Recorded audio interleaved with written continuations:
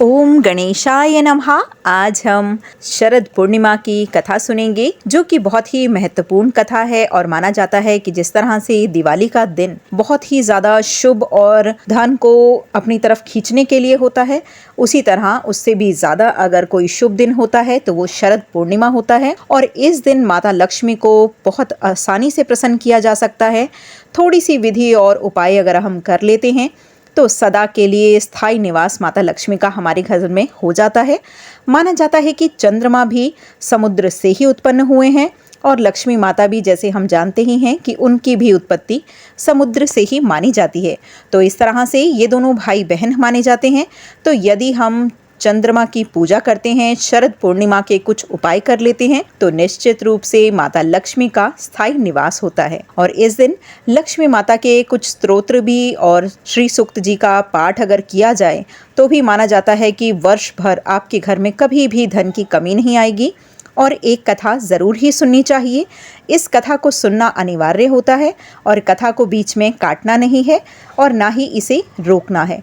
कथा को आप पूरी सुने और पूरे श्रद्धा और विश्वास के साथ शाम को शरद पूर्णिमा के दिन आपको जल देना है चंद्रमा को, उससे आपका चंद्र प्रबल होगा। और इस तरह से आप आगे कथा सुन लीजिए। ओम गणेशाय नमः।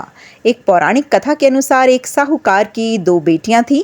दोनों पूर्णिमा का व्रत रखती थीं। एक बार बड़ी बेटी ने पूर्णिमा का विधिवत व्रत किया, लेकिन छोटी बेटी ने व्रत छोड़ दिया, जिससे छोटी लड़की के बच्चों को जन्म होते ही मृत्यु हो जाती थी। एक बार साहूकार की बड़ी बेटी के पुण्य स्पर्श से छोटी बेटी का बालक जीवित हो गया। कहते हैं कि उसी दिन से यह व्रत विधि पूर्वक मनाए जाने लगा। कर्ज से मुक्ति के लिए भी माना जाता है कि शास्त्रों में यह वर्णित है कि शरद पूर्णिमा के दिन माँ लक्ष्मी भगवान विष्णु के साथ गरुड़ पर बैठकर पृथ्वी लोक में भ्रमण करने आती हैं और माँ लक्ष्मी भक्तों पर अपनी असीम कृपा बरसाती हैं। मान्यता है कि जिस घर में अंधेरा या जो सोता रहता है, वहाँ माता लक्ष्मी दरवाजे से ही लौट जाती हैं। माँ लक्ष्मी की कृपा से लोगों को कर्ज से मुक्ति मिलती है। यही कारण है कि इसे कर्ज मुक्ति पूर्णिमा भी कहा जाता है। शास्त्रों के अनुसार इस दिन पूरी प्रकृति माँ लक्ष्मी का स्वागत करती है। कहते हैं कि इस रात को देखने के लिए समस्त देवता गण भी स्वर्ग से पृथ्वी पर आते हैं। खीर के भोग का महत्व। शरद पूर्णिमा के दिन माता लक्ष्मी की पूजा का विधान है। मान्यता है कि माता लक्ष्मी भक्तों को कष्टों से मुक्ति दिलाती हैं। शरद पूर्णिमा के दिन खीर का भोग लगाकर आसमान के नीचे रख दिया जाता है। हिंदू कैलेंडर के अनुसार अश्विन मास के शुक्ल पक्ष की पूर्णिमा को शरद पूर्णिमा कहते हैं। इस साल शरद पूर्णिमा 9 अक्टूबर। धार्मिक मान्यताओं के अनुसार इस दिन चंद्रमा अपनी पूरी 16 कलाओं से परिपूर्ण होते हैं। और एक अन्य पौराणिक कथा के अनुसार समुद्र मंथन से जब मंथन हो रहा था, तब शरद पूर्णिमा के दिन ही माता लक्ष्मी प्रकट हुई थी। इसी वजह से शरद पूर्णिमा के दिन चंद्रदेव के साथ माँ लक्ष्मी जी की पूजा शुभ मानी जाती है। मान्यता है कि इस दिन माँ लक्ष्मी धरती पर विचरण करती हैं और अपने भक्तों पर कृपा बरसाती हैं। शरद पूर्णिमा के दिन शुभ मुहूर्त जो है वो 9 अक्टूबर को सुबह 3:41 से प्रारंभ होगा और जो कि 10 अक्टूबर को सुबह 2:25 तक रहेगी। हिंदू धर्म में शरद पूर्णिमा का काफी महत्व माना गया है और शरद पूर्णिमा को कोजागरी पूर्णिमा या कौमुदी व्रत के नाम से भी जाना जाता है। इस दिन माता लक्ष्मी की विधिवत पूजा करने से सुख समृद्धि व सौभाग्य की प्राप्ति होती है। इस साल शरद पूर्णिमा पर कुछ खास संयोग बन रहे हैं और इसी दिन वर्तमान के समय ध्रुव योग का शुभ संयोग बन रहा है। इसके साथ ही उत्तराभाद्र व रेवती नक्षत्र भी बन रहा है। इस पावन दिन सुबह जल्दी उठकर स्नान कर लें और इस दिन पवित्र नदियों में स्नान करने का बहुत ही महत्व माना गया है। आप नहाने के पानी में गंगा जल डालकर भी स्नान कर सकते हैं। नहाते समय सभी पावन नदियों का ध्यान कर लें। नहाने के बाद घर के मंदिर में दीप प्रज्वलित करें। अगर संभव हो सके तो इस दिन व्रत भी रखें। सभी देवी देवताओं का गंगा जल से अभिषेक करें। पूर्णिमा के पावन दिन भगवान विष्णु की पूजा अर्चना का विशेष महत्व होता है। इस दिन भगवान विष्णु के साथ माता लक्ष्मी की पूजा अर्चना भी करें। भगवान विष्णु को भोग लगाएं। भगवान विष्णु के भोग में तुलसी जी को भी शामिल करें। धार्मिक मान्यताओं के अनुसार तुलसी के बिना भगवान विष्णु का भोग स्वीकार नहीं करते हैं। भगवान इस बात को ध्यान रखेंगे कि सिर्फ भगवान को सिर्फ सात्विक चीजों का ही भोग लगाना चाहिए। भगवान विष्णु और माता लक्ष्मी जी की आरती करें।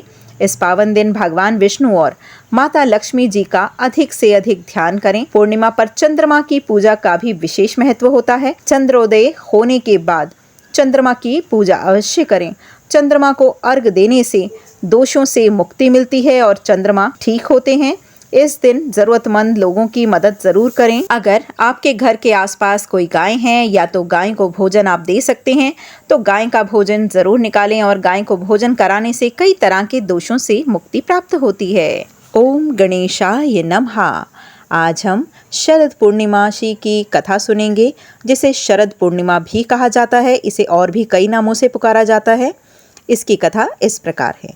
एक कथा के अनुसार एक साहूकार की 2 पुत्रियां थीं। दोनों पुत्रियां पूर्णिमा का व्रत किया करती थीं, लेकिन बड़ी पुत्री पूरा व्रत करती थी और छोटी पुत्री अधूरा व्रत ही करती थी। इसका परिणाम यह हुआ कि छोटी पुत्री के जो भी संतान पैदा होती थी वह मर जाती थी। उसने पंडितों को इसका कारण पूछा तो उन्होंने बताया कि तुम पूर्णिमा का अधूरा व्रत करती हो, जिसके कारण तुम्हारी संतान पैदा होते ही मर जाती है। पूर्णिमा का पूरा व्रत विधि पूर्वक करने से तुम्हारी संतान जीवित रह सकती है। उसने पंडितों की सलाह पर पूर्णिमासी का पूरा व्रत विधि पूर्वक किया। इसके बाद में उसे एक लड़का पैदा हुआ, जो कुछ दिनों बाद ही फिर से मर गया। उसने लड़के को एक पाटे पर लेटा दिया और उसके ऊपर उसे कपड़े से ढक दिया। फिर बड़ी बहन को बुलवा लाई और बैठने के लिए वही पाटा दे दिया। बड़ी बहन जब उस पर बैठने लगी तो उसका घाघरा बच्चे को छू गया। बच्चा घाघरा छूते ही रोने लगा। तब बड़ी बहन ने कहा कि तू मुझे कलंक लगाना चाहती थी, मेरे बैठने से यह बालक मर जाता। तब छोटी बहन बोली कि यह तो पहले ही मरा हुआ था, तेरे ही भाग्य से यह जीवित हो गया है, तेरे पुण्य से ही यह जीवित हुआ है। उसके बाद उसने नगर में सभी को बताया कि पूर्णिमा के व्रत के प्रताप से किस तरह उसका पुत्र जीवित हो गया है और सभी को इस व्रत को अवश्य ही करना चाहिए।